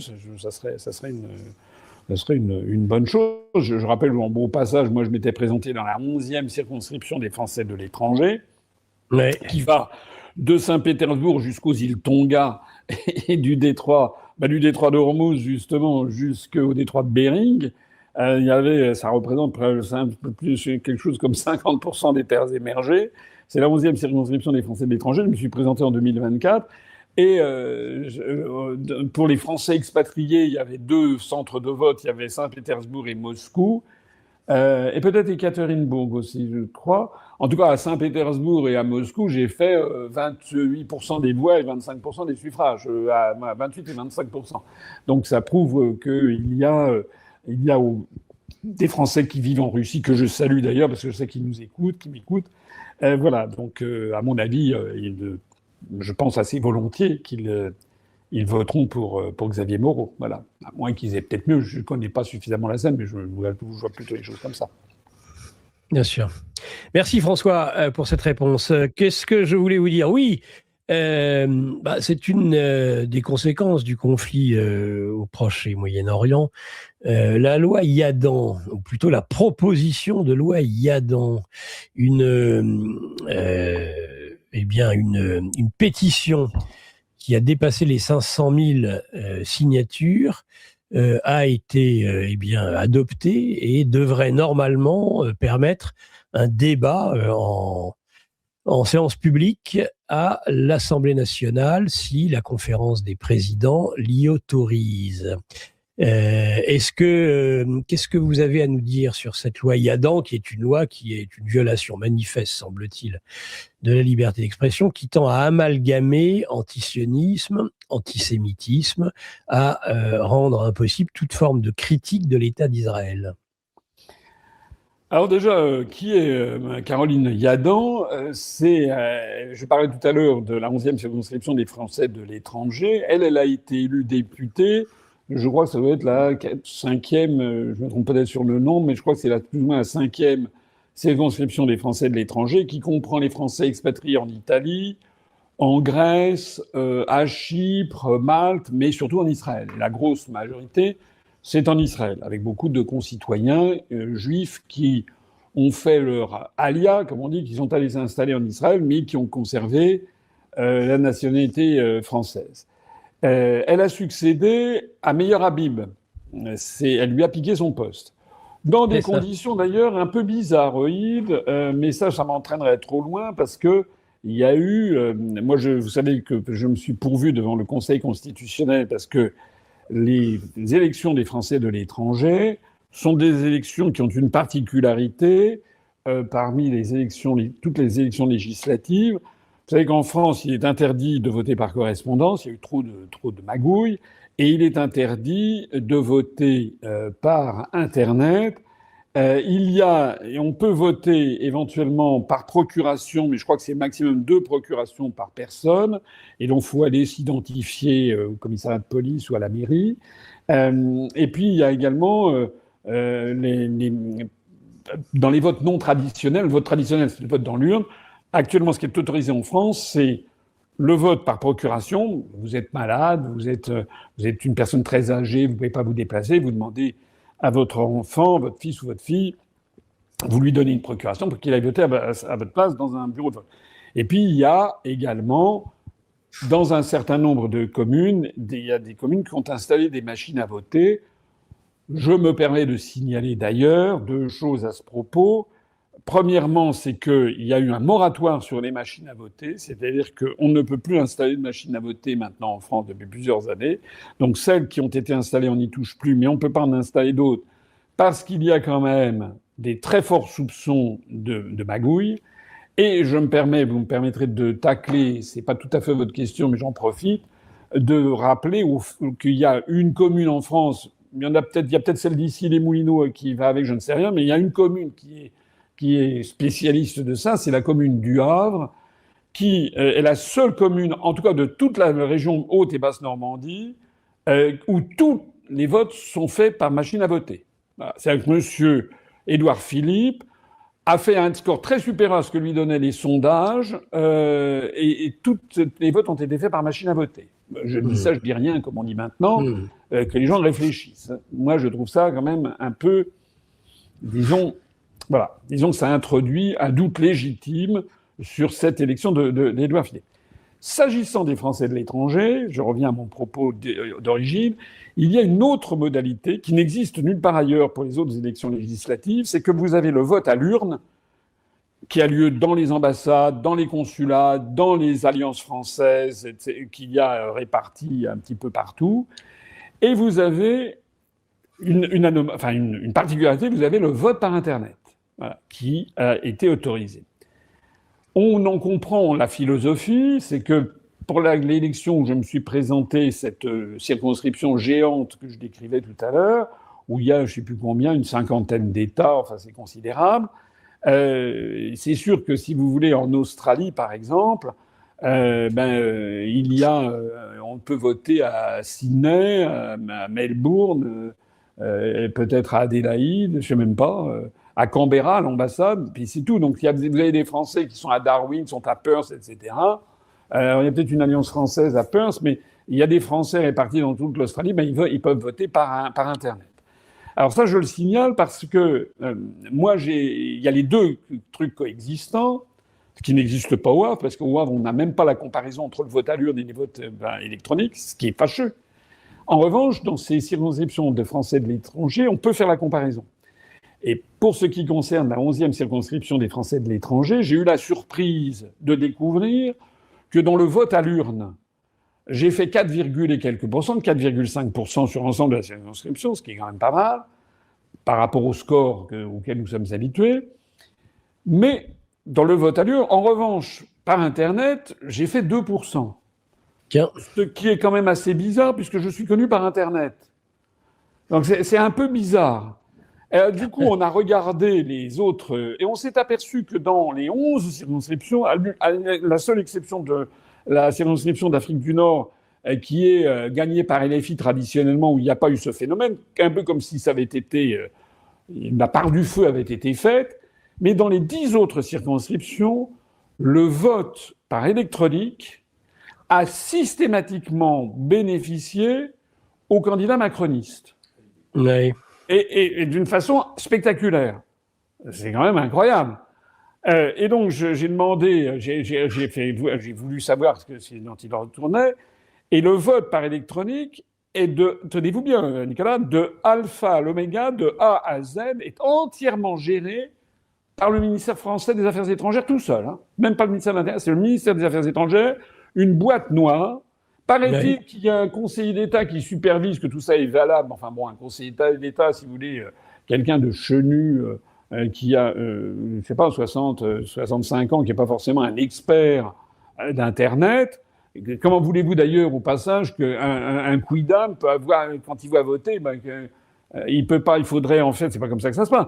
Il faudrait avoir le code source de tous les programmes informatiques et examiner à nous s'il n'y a pas des boucles qui ont été faites pour favoriser un candidat à un moment ou à un autre. En tout cas, il y a quelque chose qui est très très bizarre, c'est qu'au rebours de toutes les évolutions qu'on a vues en France aux élections de 2024 qui ont marqué un effondrement de la Macronie, dans les Français de l'étranger, il y a eu au contraire une augmentation de la Macronie dans le seul vote par Internet.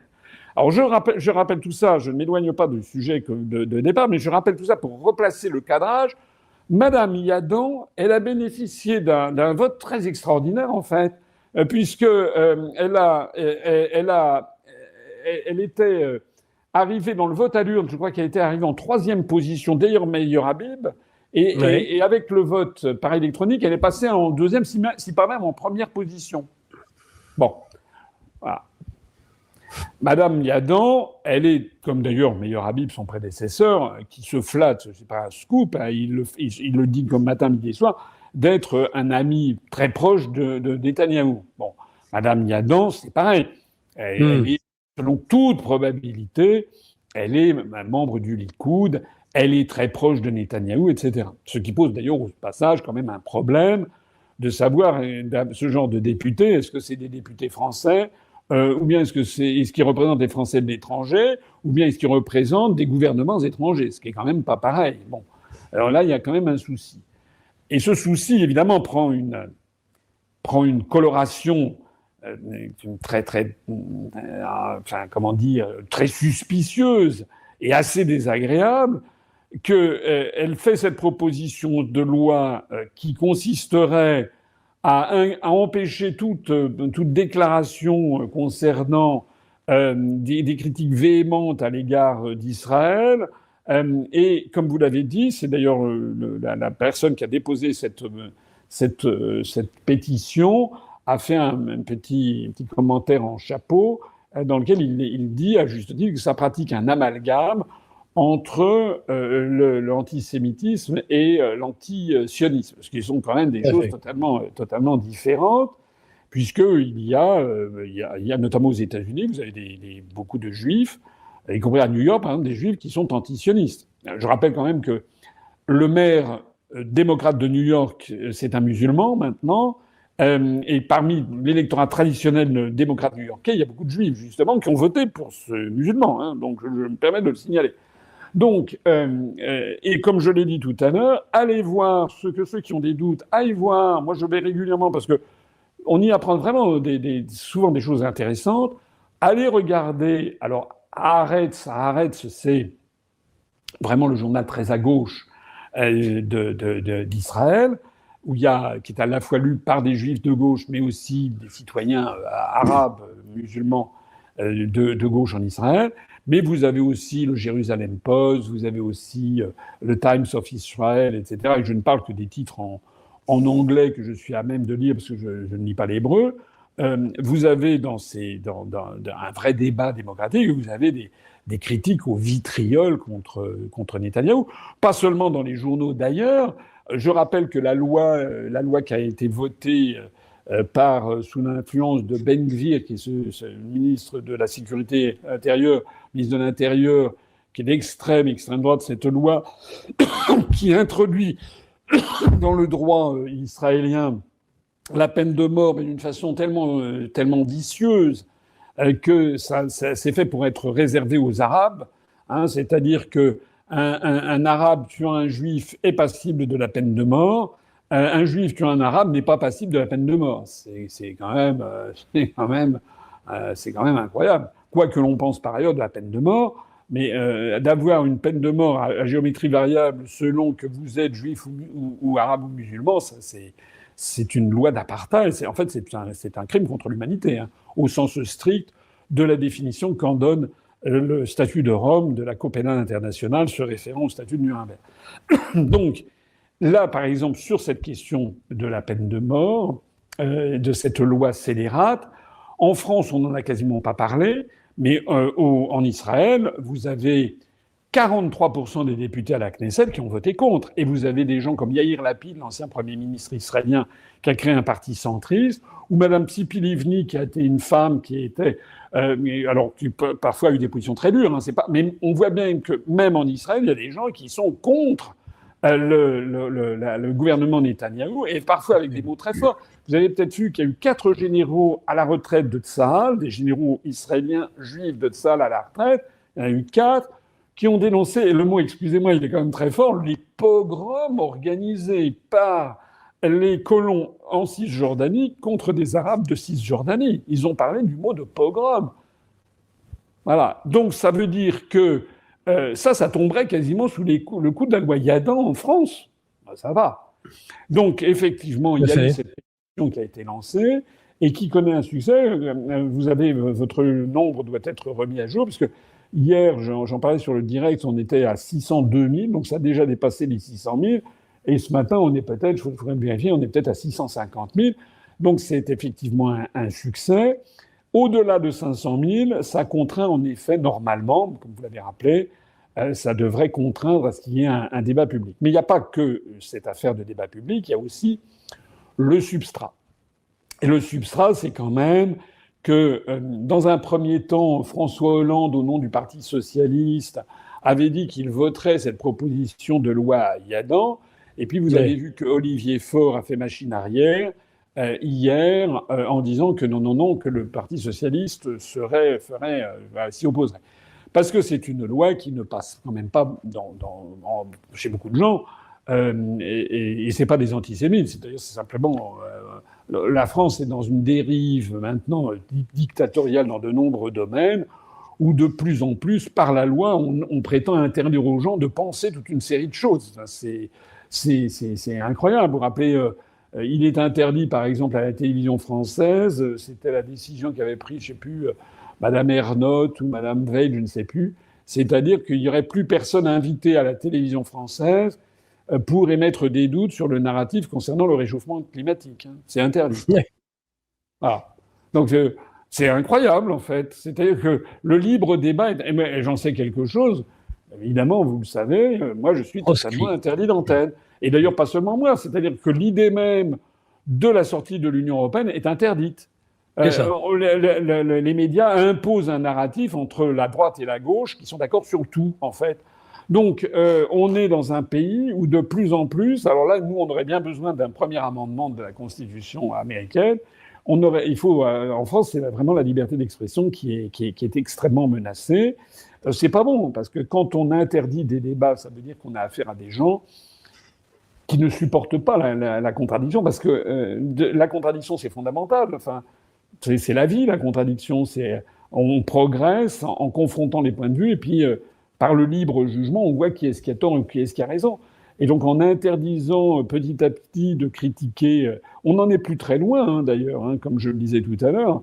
Maintenant, il est très très difficile aujourd'hui d'attaquer Netanyahou. Plus exactement, c'est un peu en train de changer avec cette surprise qui me surprend. C'est les positions de Macron depuis un certain nombre de semaines, même de mois, sur ces questions. C'est-à-dire que Macron, il a reconnu l'État palestinien. Alors, je ne sais pas concrètement si ça s'est traduit réellement pour l'instant par l'ouverture d'une ambassade à Ramallah, je ne sais pas. Enfin, a priori, la France a annoncé qu'elle reconnaissait l'État palestinien. Ça faisait quand même des années, même des décennies que l'on attendait que ça. Et deuxièmement, sur l'affaire de l'Iran, il a annoncé qu'il voterait avec la Russie et la Chine contre une intervention pour débloquer le détroit d'Ormuz. Donc c'est énorme que Macron ait dit que la France allait voter contre, au Conseil de sécurité des Nations Unies, contre la volonté manifestée par les pétromonarchies avec le soutien des États-Unis d'une opération militaire pour libérer le détroit d'Ormuz. Mais à mon avis, je ne sais pas, il faudrait regarder mais il faut remonter à des années pour que la France vote contre, de facto utilise son droit de veto, mais vote contre avec la Russie et la Chine, contre le camp occidental. C'est inouï. En fait, ça ne s'est pas fait parce que ce projet, le premier draft, comme on dit, le non-papier, comme ils disent aux Nations Unies, en fait, n'a pas été avalisé parce que la France a demandé et obtenu une modification des termes de cette déclaration du Conseil de sécurité. Et la France a imposé qu'il pouvait y avoir des actions défensives dans le détroit d'Ormuz, ce qui n'est pas la même chose. Action offensive, c'est-à-dire qu'on envoyait la troupe pour envahir l'île de Kerch en Iran, etc. Enfin, c'était vraiment une guerre contre l'Iran. Défensive, c'était si d'aventure des navires passaient dans le détroit d'Ormuz et qu'ils étaient attaqués, qu'on puisse répliquer aux attaques. Donc la France avait demandé ça. Donc du coup, la France n'a pas voté contre cette résolution. Et donc seuls la Russie et la Chine l'ont fait. Mais enfin, on voit bien que, d'ailleurs, vous avez vu que M. Zarqa, l'ambassadeur d'Israël en France, s'est répandu sur les ondes il y a quelques jours en disant que la France n'était pas l'ami d'Israël, que la France avait pris des positions tout à fait contraires, d'autant plus que Macron, autre surprise, a interdit le survol de l'espace aérien français pour des avions convoyant des armements vers Israël. C'est quand même là aussi très, très, très étonnant. Macron est intervenu pour protester contre ce qui s'est passé au moment de la messe des rameaux, qui a été interdite au patriarche de Jérusalem sous des motifs fallacieux de risque de bombardement, alors qu'au même moment, à 300 mètres de là, il y avait au mur des lamentations, il y avait la foule et que donc Macron est intervenu pour dire que c'était absolument inadmissible ce qui s'était passé. Macron a retrouvé un petit peu les propos de Chirac quand il était allé à Jérusalem, vous vous rappelez. Macron a condamné. Là, Macron vole au secours du Liban. Macron exige qu'Israël respecte le cessez-le-feu. Voilà.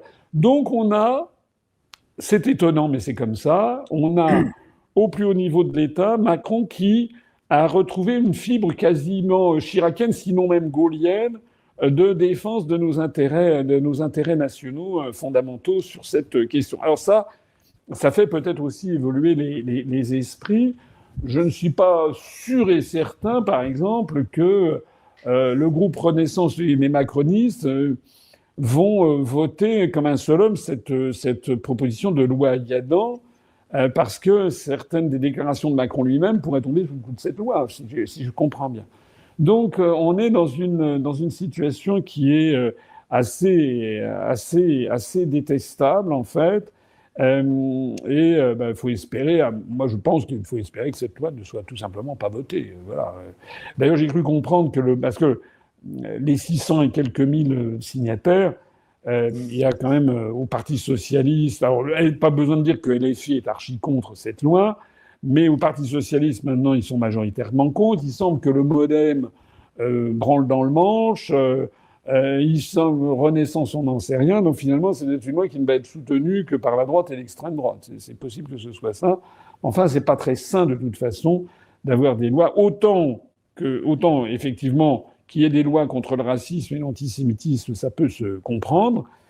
Autant des lois qui fixeraient l'impossibilité de critiquer une politique d'un État étranger, ça paraît quand même dément. Ah oui. Elle pourrait être validée par le Rassemblement national, en tous les cas, et votée. Ah, c'est possible. C'est possible. C'est possible parce qu'on a à droite et à l'extrême droite de l'échiquier français, on a une espèce de tétanisation devant toutes ces questions concernant Israël. C'est quelque chose d'assez ahurissant. Je revoyais là, le 3 mars dernier, Monsieur David Lisnard, dont on fait grand cas ces temps-ci sur les réseaux sociaux, qui a été invité en grande pompe sur le journal de 20 heures de France 2 pour annoncer sa candidature à l'élection présidentielle, ce qui, moi, évidemment, hors de question que je puisse bénéficier du même soutien, alors qu'il suffit de comparer le nombre de vues et le nombre de vidéos publiées par David Lisnard TV et puis sur UPR TV, c'est presque obscène la différence. Hein, bon. Bref, mais M. Lisnard a donc toutes les bonnes fées médiatiques qui se sont penchées sur son berceau. M. Lisnard, le 3 mars dernier, a fait un tweet pour dire que le Quai d'Orsay était comme d'habitude complètement à côté de la plaque, en arrière de la main, et qu'il fallait soutenir Trump vis-à-vis de l'Iran, que c'était très important. Incroyable. Alors que maintenant, un mois après, Le Monde titre sur la débâcle, le désastre stratégique des États-Unis. Voilà, c'est-à-dire que M. Lisnard, qui ne connaît strictement rien aux questions internationales, son narratif, c'était se mettre dans la roue des Américains et des Israéliens. Voilà, c'est d'ailleurs le même tropisme du Rassemblement national. Voilà, monsieur Bardella, il est là-dessus. Voilà, je parle même pas de Zemmour et de Knafo, évidemment. Donc voilà, on est dans une situation qui est quand même préoccupante. C'est que il y a toute une partie de l'échiquier politique français dont on dit qu'ils sont nationalistes, dont on dit qu'ils sont ultra patriotiques, pas tant que ça en définitive, puisqu'ils ne défendent pas spécialement les intérêts de la France. En l'espèce, ils seraient plus prompts à défendre les intérêts des États-Unis et d'Israël. D'ailleurs, j'ai pas rêvé. Rappelez-vous, au moment de la prestation de serment de Trump le 20 janvier 2025, rappelez-vous qu'il y avait eu à droite et il y avait eu à l'extrême droite, il y avait eu Madame Knafo qui s'était précipitée, qui n'avait pas été invitée mais qui avait fait comme si. Il y avait eu Zemmour, je crois. Il y avait eu Marion Maréchal. Il y avait eu tout ce petit monde qui avait essayé d'être à Washington pour faire comme s'ils avaient été invités. Aujourd'hui, ils sont un petit peu plus discrets sur ces questions.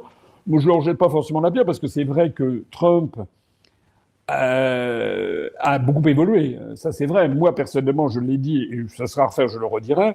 Entre Trump et Kamala Harris, à l'époque, je pensais qu'il valait mieux Trump. Maintenant, ça se discute parce qu'en fait, on s'aperçoit qu'en définitive, c'est pas forcément si différent que ça de ce qu'aurait fait Kamala Harris, dont je rappelle qu'elle critique Trump aujourd'hui, mais pendant la campagne présidentielle, elle avait dit qu'un des sujets les plus importants des questions internationales, c'était de régler l'affaire iranienne, d'interdire à l'Iran d'avoir la bombe nucléaire. Donc, en fait, c'était le même narratif, mais il faut comprendre que ce sont les mêmes lobbies qui agissent derrière. Oui, ce sont exactement les mêmes lobbies qui agissent derrière. Eh bien, écoutez, on a déjà passé presque 1h30 ensemble, François. Je pense que ça passe vite. C'est bien. Ça passe très vite. Écoutez, j'espère. Peut-être une petite question, je sais pas, un petit mot, parce que là, il y a quelque chose qui me préoccupe quand même un peu. Allez-y. C'est ce qui se passe en Alsace. Que vous avez vu qu'il y a dans une espèce de chaos, la presse titre justement sur un peu grand n'importe quoi. Vous savez que L'idée, c'est de sortir l'Alsace de la région Grand Nord-Est. Donc, alors déjà, ces régions ont été charcutées par François Hollande sans rime ni raison. Vous vous rappelez, ça a été décidé comme ça, tout le monde est tombé des nues. Moi, j'ai apporté une explication, je n'en ai pas trouvé de meilleure, mais je vois que personne d'autre n'a trouvé d'explication. Moi, l'explication que j'ai trouvée à ce charcutage de Hollande, c'est d'obéir à cette volonté stratégique dont les Français sont totalement inconscients, qui est progressivement d'adopter une congruence administrative, un régime, un découpage administratif se rapprochant de celui de l'Allemagne fédérale d'un côté ou des États-Unis de l'autre, avec l'objectif final étant d'avoir les États-Unis d'Europe, comme il y a les États-Unis d'Amérique, dans un cas capitale Washington, dans l'autre cas capitale Bruxelles, ensuite des États fédérés, mais les États fédérés n'étant pas la France, l'Italie, l'Allemagne, etc., les États fédérés étant des États, les grandes régions européennes, qui ont la taille de, par exemple, la grande région Grand Nord-Est, c'est la taille, en gros, de la Caroline du Sud ou de la Virginie occidentale. Hein. Pareil pour la région Rhône-Alpes-Auvergne. Donc ça, c'est pareil pour le Land de Bavière, le Land du Schleswig-Holstein, de Mecklembourg, de la Saxe-Anhalt, Rhénanie-Westphalie. Voilà. Donc l'idée qui est que personne, à part moi, ne dit. Il y a peut-être Pierre Hillard qui l'avait signalé. L'idée, c'est quand même, en fait, de détruire les États-nations en Europe. Mais c'est une vision à moyen terme, hein, ça ne va jamais. Pour promouvoir des régions, pour vider de substance les départements, qui sont trop petits, pour vider de substance les communes qui sont jugées trop petites, et pour promouvoir des intercommunalités. Hein, donc et des métropoles, c'est la politique des métropoles, régions, métropoles. L'idée étant de passer de la France héritée de la Révolution française avec les communes qui sont les anciennes paroisses d'Ancien Régime, les communes, les départements qui ont été créés en 1790 pour faire voler en éclats toutes les provinces d'Ancien Régime qui avaient des tailles extraordinairement différentes, entre le Dauphiné, par exemple, ou la Lorraine, qui étaient des très grandes provinces, et puis l'Aunis ou la Saintonge, qui étaient de toutes petites provinces. Donc tout ça a volé en éclats à la Révolution française, et donc ça a été une espèce d'année zéro avec les départements. Ça a été une espèce de coup de force contre l'histoire de France, mais ça a correspondu à l'esprit égalisateur des Français, et ça leur a bien convenu. C'est-à-dire que tout le monde ait des départements d'une taille relativement comparable, calculé pour qu'on puisse aller au chef-lieu et retour en une journée à cheval depuis le point le plus éloigné du département. Ça a convenu aux Français. C'est au même moment à peu près qu'on adopte le système métrique avec les mêmes mesures de poids, etc., de distance à travers tout le royaume. Voilà. Donc ça, c'est cette volonté, et donc ça donnait les départements auxquels les Français sont très attachés. Les Français sont très attachés à leurs communes, les anciennes paroisses d'Ancien Régime, à leur département en 1790 et, normalement, à leur pays, c'est-à-dire à la France. Mais l'idée qui est dans les tuyaux, qui n'est jamais expliquée parce qu'on sait très bien qu'il y aurait un refus, ça paraît tellement énorme, l'idée c'est de progressivement abandonner ça pour passer à un schéma différent qui est celui de l'Europe unie, avec des États-Unis d'Europe, comme je le disais, avec des États fédérés, mais qui ne sont pas les grandes nations qui sont trop grandes, qui ne sont pas les départements qui sont trop petits, donc des provinces ayant la taille de la Caroline du Sud ou de la Virginie occidentale, et puis ensuite d'avoir des grandes communes, des intercommunalités qui aient la taille des comtés américains. Parce que nous, on a, paraît-il, trop de communes, donc il faut avoir la taille. Et donc, on est entre ces deux mondes, où on a toujours la commune, enfin la truc héritée de 1790, mais on nous a imposé progressivement ces nouveaux découpages. C'est ça qui explique d'ailleurs ce millefeuille administratif délirant qu'on a en France, c'est qu'en France, vous avez la commune, les intercommunalités, avec parfois des métropoles qui ont un peu comme les villes hanséatiques de Brême ou de Hambourg, ou comme Washington, d'ici, Puis vous avez le département, puis la région, puis la France, puis l'Europe. Voilà. Ça fait un truc. Alors à chaque fois, évidemment, ça coûte les yeux de la tête. C'est dans ce cadre que Hollande a décidé comme ça, personne ne lui avait rien demandé. Enfin, rappelons un peu l'histoire des régions, je me permets quand même de le dire. Les régions ont été supprimées en 1790, les provinces d'Ancien Régime ont été supprimées en 1790 au profit des départements.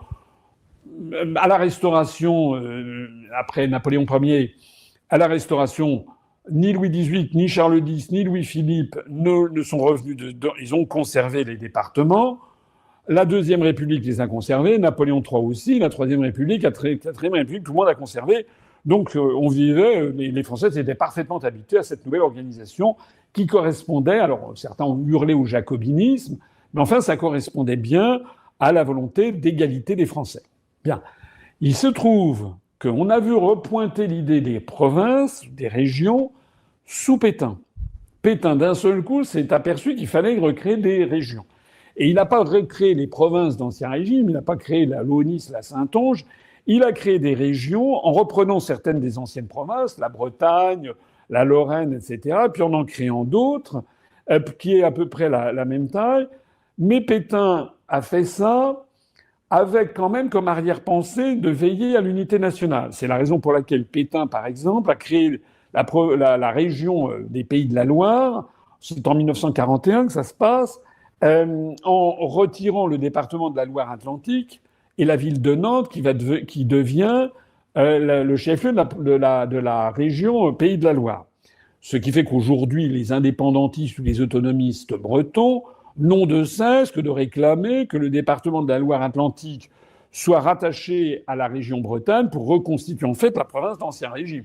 La Bretagne telle qu'elle existait du temps d'Anne de Bretagne et avant son mariage avec Charles VIII. Puis lorsque Charles VIII est mort, vous savez qu'elle a été remariée avec Louis XII. Donc l'idée qu'avait Pétain, pourquoi est-ce qu'il a eu cette idée d'ailleurs très curieuse? Très probablement à la demande des Allemands. C'était sous l'occupation. Les Allemands, voyant bien tout le profit qu'il y avait à reconstituer des féodalités pour briser la France. Ce qui a fait la force de la France révolutionnaire, la France napoléonienne, etc. Et la France de la Belle Époque, la France de la vainqueur de 1914-1918, c'est justement cet État centralisé, patriotique, etc. Les Allemands ont poussé à la reconstitution des provinces. Ce que je dis est d'ailleurs tellement vrai que le mouvement indépendantiste ou autonomiste en Bretagne, qui avait une revue qui s'appelait Breisatao, c'est-à-dire Bretagne libre en breton, avait Morvan Marchal qui était l'un des rédacteurs de ça. C'est Morvan Marchal qui a inventé le drapeau breton. Le drapeau breton que vous voyez en Bretagne est de création très récente, dans les années 1923, à peu près, c'est en s'inspirant du drapeau américain, parce qu'il n'y a jamais eu ce drapeau avant. Hein. Anne de Bretagne, elle avait le manteau d'Hermine. Si vous allez à Nantes, si vous regardez, il y avait le manteau d'Hermine qui était effectivement blanc avec des petites... Ça, c'était effectivement les armoiries du duché de Bretagne. Mais les bandes noires et blanches, non. Avec le carré, ça, c'est un copier-coller du drapeau américain. Et ce mouvement, ce drapeau qu'on appelle le Gwenadou en breton, a été promu par les autorités d'occupation. De telle sorte que Morvan Marchal, à la Libération, a été frappé d'indignité nationale. Et dans les années 60-70, sous De Gaulle, le drapeau breton était interdit sur les plaques d'immatriculation en France, ou même sur les voitures. C'était considéré comme un truc séditieux inventé par les Allemands. Je me permets de le signaler. Alors je sais qu'il y a des gens qui vont hurler, qui vont dire que c'est scandaleux, mais c'est la vérité historique. C'est la vérité historique.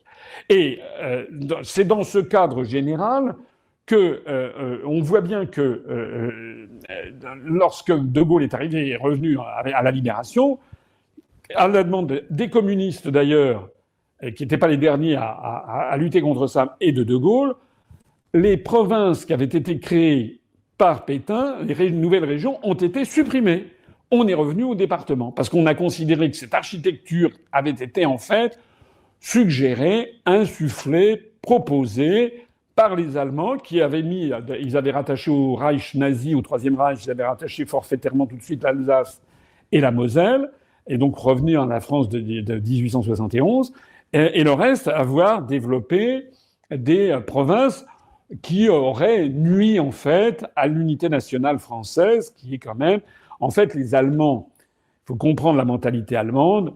Depuis la fin de la guerre de 30 ans, en 1648, vous savez que la France, sous la réflexion de Richelieu, puis poursuivie par Mazarin, il y a eu une volonté française au XVIIe siècle qui a été d'empêcher l'unification allemande. C'est ce qui a fait d'ailleurs que la France a dominé l'Europe, donc le monde, sous Louis XIV, la France du grand siècle. C'est que la France était devenue un pays moins unifié qu'on a bien voulu le dire, parce qu'il y avait quand même des fortes provinces, des parlements de province. Mais enfin, Louis XIV avait une telle personnalité qu'il avait quand même imposé. Après, ça va se détendre sous Louis XV et les parlements vont revenir un petit peu en avant. Mais Louis XIV avait imposé donc une monarchie absolue. Et sous Louis XIV, qui avait, quand il était petit, avait failli passer avec la Fronde, hein, donc il se battait contre les féodalités. Et au même moment, Richelieu puis Mazarin avaient empêché qu'il y ait une unification allemande. Donc c'est d'où cette espèce d'éparpillement de l'Allemagne qui va durer jusqu'à Bismarck, avec des évêchés, des royaumes, le royaume de Bavière, le royaume de Prusse, des duchés, le duché de Bade-Wurtemberg, etc. Donc une espèce de mosaïque avec des électeurs du Saint-Empire, d'autres qui ne le sont pas, etc., etc. Et ça a été voulu délibérément. Et les Allemands, notamment Bismarck, envoyaient une haine tenace à la France parce qu'ils avaient empêché l'Allemagne de s'unifier, de devenir une grande puissance. Au passage, d'ailleurs, c'est ce qui explique aussi que l'Allemagne n'est pas faite de colonies. C'est que les Allemands, au XIXe siècle, étaient trop occupés à essayer de se fédérer, pareil pour l'Italie, alors que la France et l'Angleterre, qui étaient des États unifiés, eux, se sont lancés dans l'aventure coloniale. Je ferme la parenthèse. Donc, lorsque De Gaulle arrive au pouvoir en 1944, il considère que c'est la volonté des Allemands qui ont voulu diviser pour régner la France, comme nous, on l'avait fait pendant la guerre de 30 ans. Et De Gaulle supprime les provinces. Et il faut attendre 1972, De Gaulle étant mort, pour que Pompidou décide de recréer les régions. Pourquoi est-ce que Pompidou l'a fait ? Probablement sous l'influence du lobby pro-européen. C'est le même Pompidou qui, dès 1969, De Gaulle étant encore vivant, avait relancé l'idée que le Royaume-Uni entre dans le marché commun. Hein. Donc Pompidou avait déjà commencé à trahir De Gaulle, et Pompidou entrait déjà dans le narratif des grandes régions européennes. Donc Pompidou a créé des régions qui étaient réclamées par personne. On a expliqué que c'était pour l'aménagement du territoire. Et Pompidou, il a repris le découpage Pétain. En gros, je crois que c'est pratiquement, il a repris notamment le fait que la Loire-Atlantique ne soit pas dans la région Bretagne. Mais c'est Pompidou qui a fait ça. Et Pompidou, à l'époque, après avoir hésité, a fait de ces régions des établissements publics administratifs, c'est-à-dire avec des fonctionnaires qui avaient un rôle de coordination des départements. Moi, quand j'étais stagiaire de l'ENA en 1983 à la préfecture de Nice, en région PACA, je me rappelle, on était allé à une réunion régionale qui était organisée par la région, justement, le préfet de région. On était entre deux mondes, mais c'était encore ce système d'une région qui coordonnait l'action des départements. C'était un truc assez léger, voilà.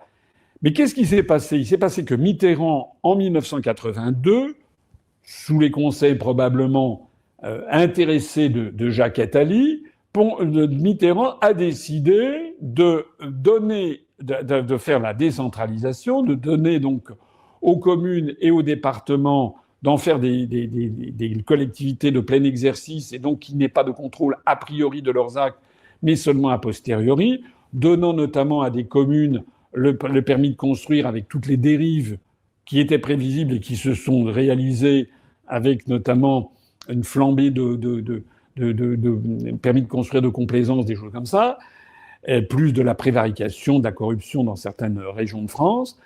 Mais Mitterrand a décidé de faire des régions de Pompidou des collectivités territoriales de plein exercice, avec des élus des élections régionales, avec des élus, avec des hôtels de région. Il a fallu constituer des hôtels de région qui ont coûté les yeux de la tête. Et avec la création de 1700, je crois que c'est 1783 ou 1785 conseils régionaux dans toute la France, et chacun ayant des émoluments compatibles avec leur rang, chacun avec son chef de cabinet, avec ses collaborateurs, toute l'architecture de la région. Donc ça a coûté, au bas mot, ça coûte actuellement 4 à 5 milliards d'euros, cette création des régions de plein exercice. Mais le plus extraordinaire, c'est qu'on s'est dit, après avoir fait ça, mais qu'est-ce qu'on va leur donner comme travail ? C'est aussi clair que ça. D'où les répartitions des lois de décentralisation de 82-83 que moi j'avais vécu quand j'étais stagiaire de l'ENA à Nice. C'est que on s'est dit il faut donner comment dirais-je, des pouvoirs propres aux régions. Alors par exemple, ça s'est traduit en matière d'éducation, c'est-à-dire que les communes, elles s'occupent des écoles, de l'école primaire. Les régions s'occupent des lycées, des collèges et des lycées, et les départements, s'occupent des collèges et des lycées, et ce sont les régions qui s'occupent des universités. Mais alors, en faisant ce système, on a augmenté, comme je le disais, le millefeuille administratif, et on a donné un argument formidable aux petits malins, et qui vont chercher des subventions partout. Donc, si vous voulez des subventions, vous commencez à la commune, interco, la commune, l'intercommunalité, le département, la région, la France, l'Europe. À chaque fois, vous essayez de tirer sur la bête. Et puis, on a acheté les partis politiques. Parce que dans les régions aujourd'hui, nous, on propose à l'UPR la suppression des régions pour faire 5 milliards d'euros d'économies. Finalement, on se débrouillait très bien avant 1982, franchement. Mais vous comprenez bien qu'aucun parti politique, le RN, LFI, les Républicains, le PS, etc., les Renaissances, ils ont des élus là-dedans qui sont sur la bête. Donc personne ne veut remettre en cause ce système.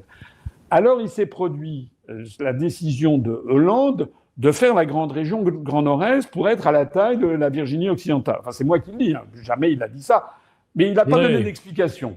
Donc, le problème auquel il s'est heurté, s'agissant de l'Alsace, c'est que on a en France des régions qui ont une plus ou moins forte personnalité. La région, je suis pas du tout offensant, mais la région, par exemple, Centre-Val de Loire, n'a pas une personnalité. Il y a des magnifiques monuments, des châteaux de la Loire, etc., etc. Mais enfin, il n'y a pas une personnalité très extraordinaire.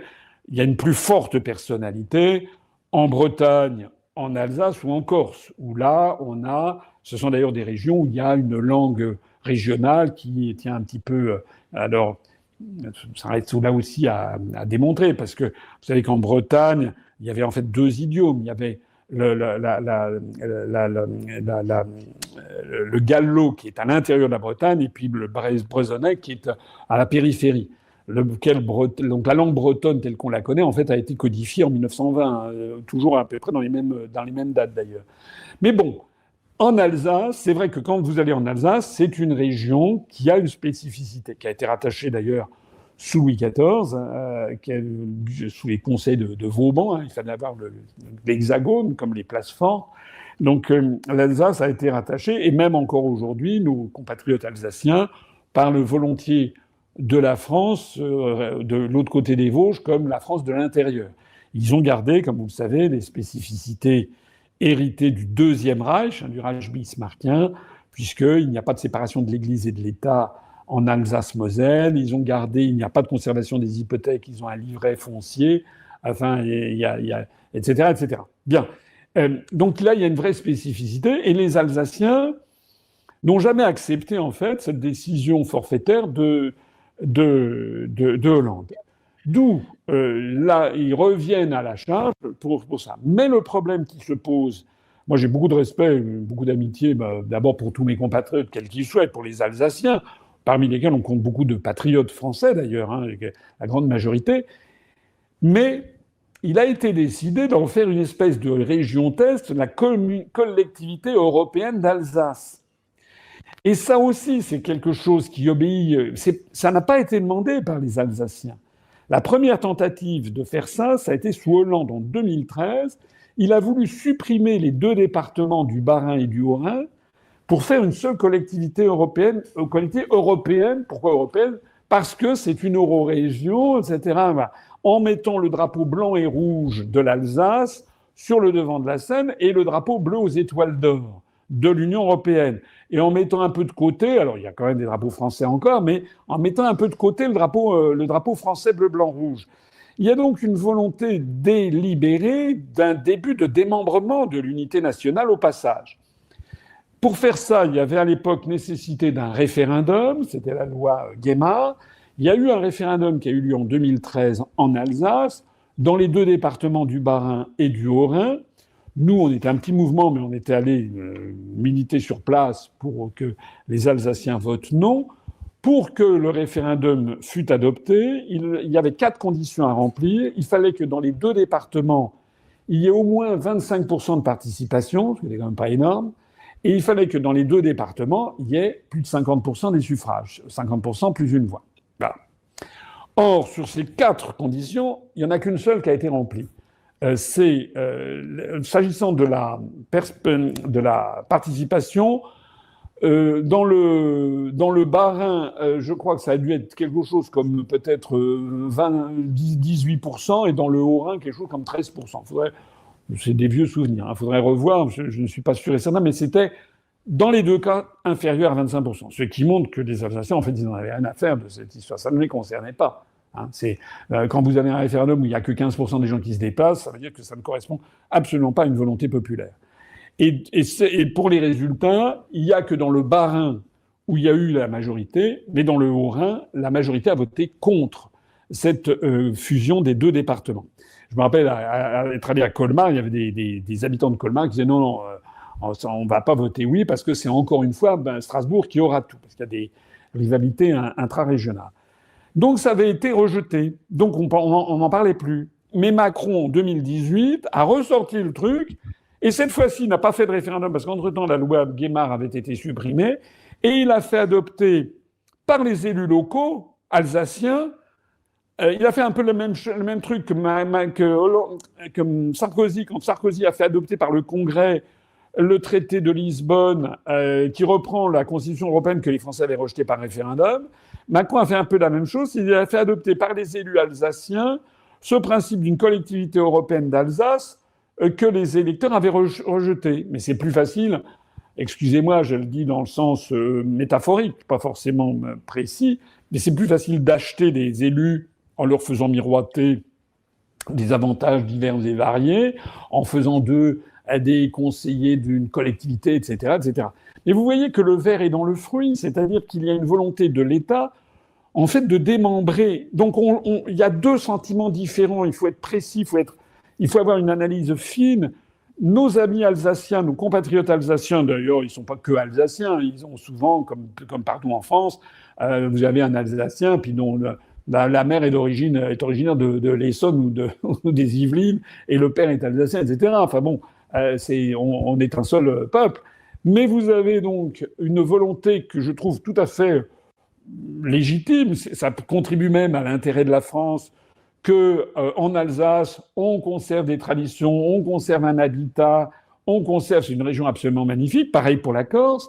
Ça, c'est une chose, mais c'en est une autre que de dire, en fait, on assiste au démembrement pour aller vers cet États-Unis d'Europe où l'Alsace serait devenue un État fédéré traitant directement avec Bruxelles, ce qui est par ailleurs le cas. C'est-à-dire que par ailleurs, on n'a de cesse que de dire, par exemple, à Strasbourg, traiter directement avec Bruxelles pour avoir des subventions, ça ne passe même plus par Paris. Donc vous voyez bien qu'il y a à la fois des choses qui sont justifiées dans le fait que les Alsaciens, il faut se mettre à la place des Alsaciens qui étaient habitués à traiter leurs affaires à Strasbourg du temps de la région jusqu'à Hollande. D'un seul coup, on leur explique que maintenant, c'était à Reims que ça se passait. Enfin, Reims, c'est à 1 heure de Paris. Enfin, c'est dingue. Donc, ils ne se sont pas sentis. Donc, il y a cette volonté de revenir derrière. Mais, encore une fois, c'est une volonté ambiguë, qui est portée d'ailleurs par des députés Renaissance. Moi, ce que je note en tout cas, c'est que le Rassemblement national sur ces questions, alors qu'il devrait quand même être, à mon avis, un défenseur de l'unité nationale qui est inscrit dans notre Constitution, à chaque fois qu'il le peut, le Rassemblement national est favorable aux mouvements régionalistes les plus autonomistes qui soient. Il y avait d'ailleurs jadis le patron d'un parti, disons, autonomiste, pas indépendantiste, mais très autonomiste, qui s'appelait Alsace d'abord, qui faisait partie du Front National. Et au moment d'ailleurs du référendum de 2013, dans un premier temps, le Front National avait appelé à voter oui à la collectivité européenne d'Alsace. Et puis après, ils avaient changé, notamment compte tenu de notre présence sur le terrain. Donc, c'est à suivre de près cette affaire, parce que moi, ce qui m'inquiète, si vous voulez, c'est que on introduit dans l'esprit des gens, c'est la volonté vous savez, des expérimentations que Macron veut. Il y a une loi qui favorise les expérimentations. Donc, c'est tout le tissu de la République unie, indivisible, qui s'effiloche. On le voit en Nouvelle-Calédonie, on le voit en Corse, on le voit en Alsace, on le voit un peu en Bretagne, etc. Donc il y a une volonté qui n'est pas de défendre le bec et ongle de l'unité nationale, ce qui, à l'époque où l'on vit, est quand même catastrophique, en fait. Voilà. C'est comme l'enseignement des langues régionales. Je trouve normal que des populations veuillent conserver une langue régionale, mais la promotion que l'on fait des langues régionales au détriment de l'ouverture sur le monde, bon, je vais peut-être paraître quelqu'un de très conservateur. Je ne pense pas que je sois conservateur, je pense que je suis plutôt ouvert sur le monde. Et je crois qu'aujourd'hui, vous avez plus de jeunes Français qui apprennent la langue bretonne que le chinois, par exemple. Et contrairement à ce que l'on croit, les Chinois ne parlent pas l'anglais, hein. Et la Chine est en train de devenir la première puissance mondiale. Voilà. L'enseignement des langues dites exotiques, comme le chinois, même le russe, le japonais, l'hindi, n'en parlons pas, tout ça est passé à la trappe. Donc je ne trouve pas que ce soit forcément une très bonne façon de préparer le XXIe siècle, au moment où la Chine est en train de devenir de très loin la première puissance mondiale, qu'on ait aussi peu d'enseignement de la langue chinoise, du mandarin, je parle, il y a plusieurs idiomes aussi, mais de la langue chinoise, et que, au contraire, on favorise des langues pour lesquelles j'ai beaucoup de respect, mais qui ne sont pas des langues qui ont une utilité particulière au XXIe siècle. Voilà, voilà.